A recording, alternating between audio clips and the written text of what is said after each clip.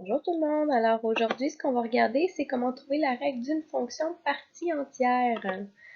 Donc sortez papier et crayon et on s'attaque à ça.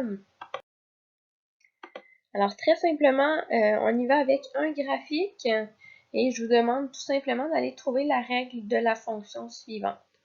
Donc c'est le moment où vous pouvez mettre sur pause la vidéo, tenter de trouver la règle par vous-même et vous pourrez le repartir par la suite pour regarder la démarche et la règle trouvée de mon côté.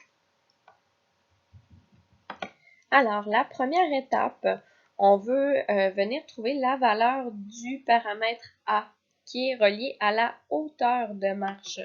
Donc, mon paramètre A, en fait, ça va me permettre, je vais regarder ma hauteur entre deux marches comme ça ici et ça va me donner la valeur du paramètre A. Donc, on a tout simplement à compter et on se rend compte qu'on a un A qui serait d'une valeur de 4. Donc, même chose par la suite au niveau du paramètre B, sauf que cette fois-ci, on regarde la largeur de marche. Donc là, pour mon paramètre B, je suis capable de voir que j'ai une largeur de marche ici qui est de 2. Par contre, le paramètre B, c'est pas directement la largeur de marche, c'est 1 sur le paramètre B qui va se retrouver à être la largeur de marche.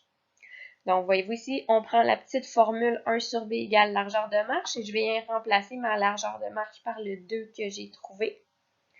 Et là, il me reste à isoler le B. Donc, ce qu'on peut faire, on peut tout simplement venir faire un petit produit croisé si on veut. Donc, on vient échanger en diagonale le B et le 2 de place. Et ça nous permet de trouver que le B est égal à une demi. Donc, voici pour le paramètre A et B.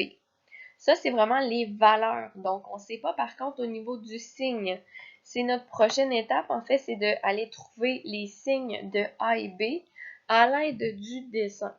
Donc, soit vous regardez au niveau des notes de cours les 4 petites situations différentes, ou alors on peut déduire avec les points puis le fait que ce soit décroissant. Donc, on sait que c'est un B négatif ici et un A qui va être positif. Donc, on va donc avoir un A de plus 4 et un B de moins une demi. La dernière étape est d'aller choisir en fait un des points fermés pour trouver notre paramètre HK. Donc là, ici, j'ai 3 choix. Hein. Si vous regardez, on a 3 points fermés ici. On choisit, là, c'est vraiment question de décision. Donc, moi, je vais choisir le premier 3, 7.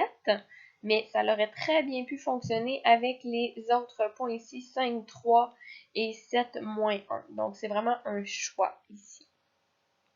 Donc, une fois qu'on a notre HK, il nous reste juste à tout remplacer dans la règle. Donc, on a A+, j'ouvre la partie entière, moins B, entre parenthèses, X moins H, plus K qui est à l'extérieur de la partie entière. Donc, on se rappelle, hein, ici, c'est toujours moins H qu'on doit avoir. Et si jamais vous aviez choisi les autres points, ben c'est seulement le HK, donc c'est seulement votre moins 3 ici et votre plus 7 qui se retrouve à changer. Le reste reste tel quel. Donc, j'espère que ça vous a aidé. Merci!